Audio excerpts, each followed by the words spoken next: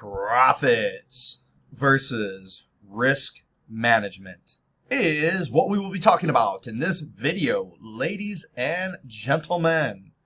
It's a pleasure to have you here at the I Have Success YouTube channel. Let's just talk straight here. In 2023 going forward, I believe if you have an internet connection, a bank account, and you spend money at least once a year, you have no legitimate reason not to be selling cash secured put options on stocks you'd be happy to own. Boom, you see that link that just popped up right there? That is to a video that talks about the unfair advantages of selling cash secured put options on stocks you'd be happy to own. And in about 5 seconds, get ready.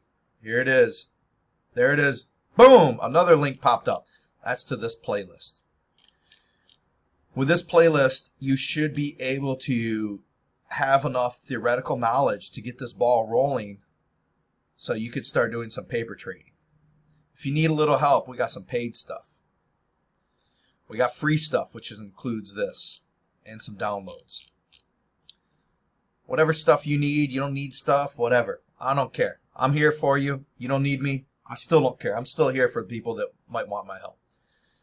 But let me inform you on something. This is not financial advice. This is financial education. Now we could debate whether it's good education or a crappy education, and that's a very valid debate if you want to have it, but I'm not going to participate in it. You can just debate with you and your buddies or whoever else.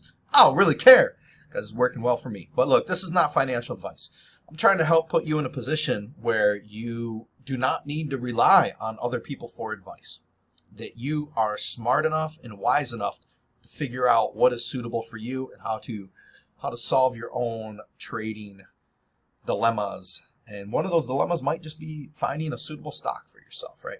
So look, it's not financial advice. Take it as a financial education, mold it into whatever you need to do to take ownership of it and put yourself in a better position. And do that with paper trade. Practice with paper trade. How long should you practice with paper trades for? I don't know. It's up to you. I'm hoping you're a big boy or a big girl and you can make those decisions for yourself. Just practice with paper trades, right? And plug your ears when you hear someone say, paper trader, time waster. Because these same people that will poo-poo paper trading, if you challenge them to a boxing match, they're probably going to practice without a live competition before they get in the ring with you. They're probably going to punch a heavy bag. And you could say, hey, heavy bag puncher, time waster. Why are you wasting your time? There's no real emotion. The bag doesn't hit back. Blah, blah, blah.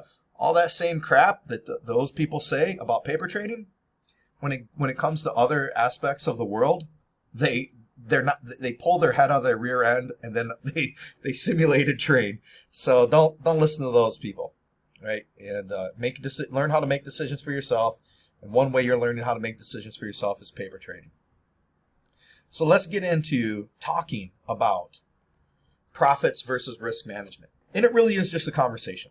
This video, at any time, if it seems like I am suggesting one over the other, that's just my personality coming out of me personally. I'm attempting to focus more on risk management than I am on profits.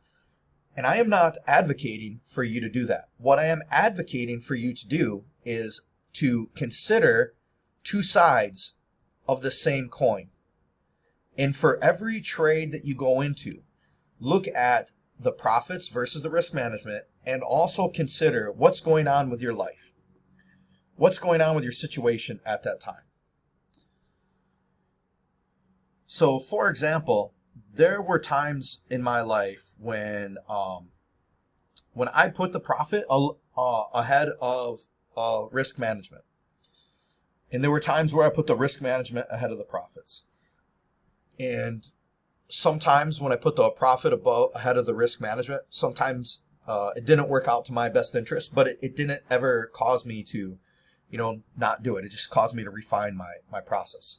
So I'm not suggesting this video to be an either or to be this is the best way to do it. I guess I am suggesting that. I think the best way to do it is learn how to make that decision for yourself and not just a black or white thing. Learn how to make that decision for yourself with every particular trade in relationship to what is going on with your life at the moment. So now that I hopefully have a little bit of a disclaimer going out there, let's go into a little more detail of what I'm referring to. And to do this, let's take a look at, start with this stock, Tesla. This is a popular stock, really good option premium. For a lot of people, though, the problem with this stock is going to be if they're selling put options on this, it's not going to be cash secured. Well, why is that? If you don't know, when you deal with option contracts for the stock market, you're dealing with in increments of 100 shares.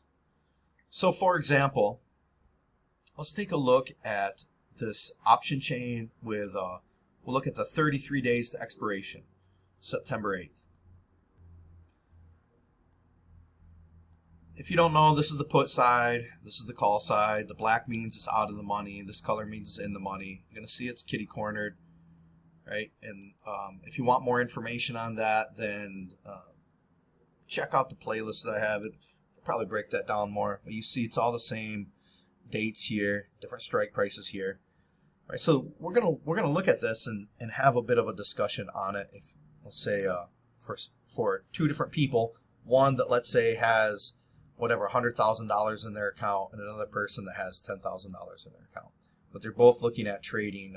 Let's say they're buddies. They're gonna be trading trading Tesla. So take a quick look at the chart, and what I like to do often is I'm a fan of the weekly chart. So a weekly chart, each candle here, the red or green thing, represents 1 week of trading. This one happens to be set up on 5 years. So from left to right, we got 5 years, and each candle representing 1 week of trading. So with just a really quick look, I see there's a little bit of support right here. And then I also see there's this pivot right here around the 150. There's another pivot right here around the 100. And it looks like when it's above or below this 200-ish line, then 200 tends to act as some support and resistance. How about 150? Is that true? Yep. Look at that. Excuse me, the 250. Looks like the 250 over here happened over here. Kind of giving me an indication over there. But usually the more you go back in time, it could be considered that the support or resistance could be less relevant. So right now, the most relevant support and resistance is right here at the 250. And then I would say being relevant about 200, right? So we got about a $50 difference here in where our support is and where we could hit some resistance down here. So then let's just take a quick look at our option chain again. If you were considering where should you sell your put option, in specifically dealing with risk management versus profits, right? If we're just looking at the option chain, we notice around the 215 starting to get $200 plus per contract for this 30 days. Not too bad, right? Now the issue might come to this part is in order to sell a cash secured put option, if we're looking at the 215, as we said, it's 100 shares times a price of $215 per share. You're looking at, you need $21,500 to secure this position. Well, if you have like a $100,000 account, no problem. But what if you only have a $10,000 account? Or let's say you only have a $20,000 account where you're about 1,500 shy. So you could sell the 200, but you're making considerably less money, right? You're making like half as much money for the same amount of time. But if you sell that 215, you know, and it's easy to say, well, look at, it's a 10 delta. Sorry, it's an 11 delta. You know, like by delta, even though it's not the most accurate way to predict probability of in the money, just looking at it that way, real quick and dirty, it's only 11% chance that it's gonna expire in the money. It's probably not going to happen. It's hardly any chance to happen. So then we look at the chart again. Like, ooh, man, where's that 215 at? It's down, right down here, right around in this area, right in that area. And like, look at that resistance. It's got to go through here. Look at this resistance. It's got to go through here. You know, it's a debate, right? It's a mental debate. What's the right answer? I don't know. I don't know what the right answer is. I see over here though, we definitely got some this support area around 200. Look at this in 1 month, right? And if we're considering that when we go more in the past, this support and resistance becomes less and less relevant. It doesn't mean that it's not relevant, but we could assume that this 200 is a stronger level of support or resistance, depending on what side the stock's trading on, than this one over here from 2 years ago or whatever, 3 years ago. And then we look over here at the Kona probability.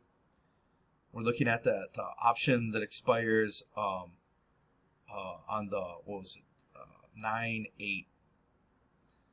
So down the bottom here, right, is our date. 9/8. 9/8. Ooh, look at that. Bam, right there. All right, we're pushing it, right? Look at that, 215. It's right there. It's like, oh, well, it could do it. It's like the Kona probability is saying it's in the realm of possibilities. It's right around there. So what do? You got to make that decision for yourself. Now, if you only have 20,000 in your account and you're selling this, like, obviously you're not even selling a cash secured put option anymore. You're back to selling you're selling a naked option. So then you're really then it's a big question of like, where's my risk management? Because part of the thing that helps with risk management with cash secured put options is that even if you take assignment, if you have even if it drops all the way down here, that whatever 6% chance happens, and you take assignment of 100 shares at $200 per share, like now at least you have a paper asset, 100 shares of a paper asset, and you have something, right? But if you're selling naked option at the 215 and you only have the $20,000 in your account, you're probably going to end up just taking a loss.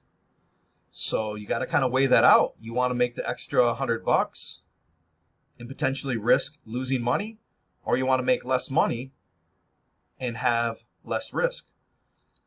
I'm promoting in this particular thing, when it comes down to naked options, sell cash secured. That way you don't have to worry about it. Now let's say you have, let's say the same scenario. Let's say you got $30,000 in your account. So either way, you're selling cash secured, the 215 or the 200. Right? The 215, you definitely going to make double the amount of money than you would at the 200. But we're still dealing with those same things when we look at the charts. So what's the right decision? That's a trick question.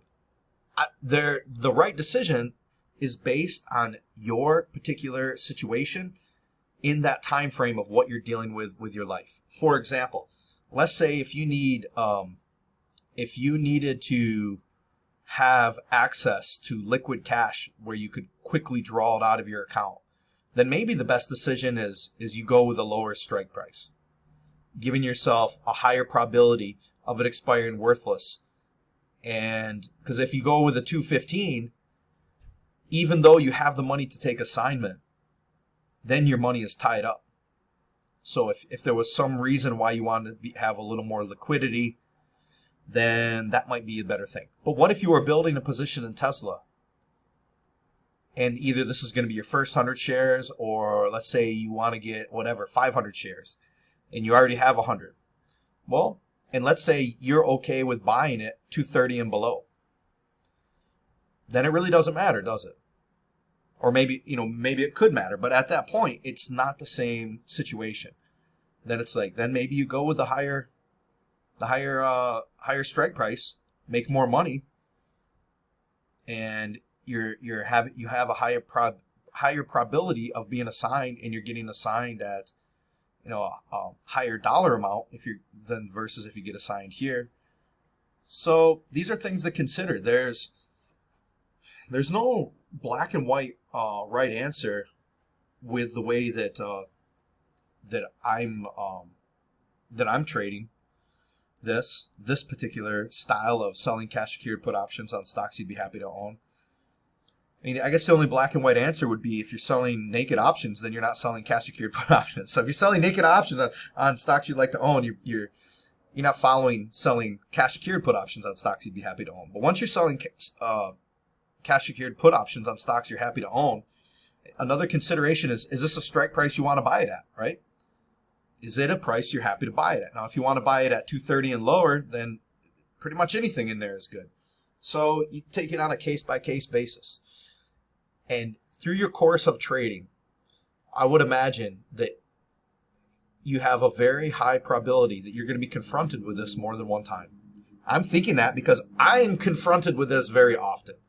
It's pretty darn often that I'm confronted with this. And how often is that? Is it once a month? I don't know. But since I really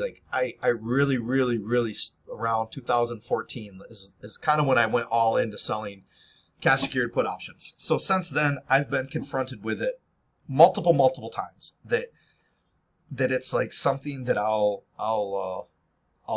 deal with on what I feel is a pretty consistent basis. Since I don't take record of it, and it doesn't really matter because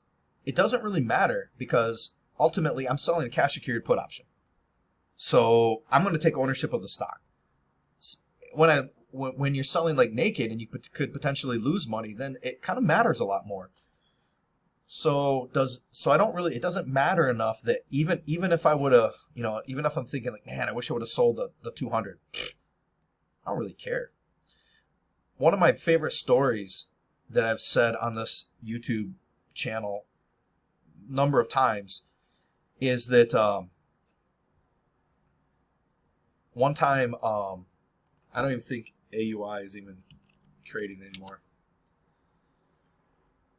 Now, I used to trade AUI quite a bit, but something happened. It's like it used to have lots of different strike prices, had pretty good premium. I mean, it's always kind of around a $3 to $5 stock, and it gets a decent dividend, and it's pretty volatile. So I would wheel strategy this thing often. Like I've been trading this. This was one of the first stocks that going back all the way to 2014, where I was really selling a lot of cash secured put options on this one. And there's been other ones that I did, but this one for years until it got delisted, took over. I guess it's still listed. Something happened where it changed. It's just not as exciting for me anymore. Actually, I haven't really paid much attention to it. Look at that. It's pretty good. It's a pretty good premium at the let's see, around 10. Oh, look at this. It says it's got an 8 delta and this one's 11. I'm getting a little sidetracked here. But anyways, one time I think what was it? $5.50. I took assignment. I had how many shares did I have? Oh yeah, it was a 2,200 shares of AUI. That for the most of them I took them at $5.50. I remember some of them weren't at $5.50, but just to make it easy, so I had 2,200 shares of AUI at $5.50, and then what ended up happening was let's pretend I don't really know where it was, but let's pretend it was somewhere in here. And then what ended up, it might have been in this time frame. So So it's like trading up here. I'm selling the out of the money options. I take assignment at $5.50. It rallies up here. I didn't sell out in time. Boom, drop down here. And look at that. It stayed below $5.50 for a long time. I remember it was here that I ended up exiting out of that. And it was like a year and a half. I think I had that for about a year and a half, where I was just collecting dividends and selling covered calls against it, and I made a good chunk of money doing that. The whole time, like, I was okay with it, right? Even though it looked like to most people I was underwater. But the fact of the matter is I had this 2,200 shares of an asset that was cash flowing for me. So, like, even though that's my worst horror story with this, I think I end up cash flowing that like $1,500 during that year and a half, and then I end up selling it right around here at $6, and then I haven't really been paying attention to it as much since then, just because I don't really know. I can't quite remember why that was. I think I just started selling options on stocks that are more expensive. Now, generally speaking, most of the stocks I'm selling cash secured put options on are probably lately have been around, let's see, well, in the last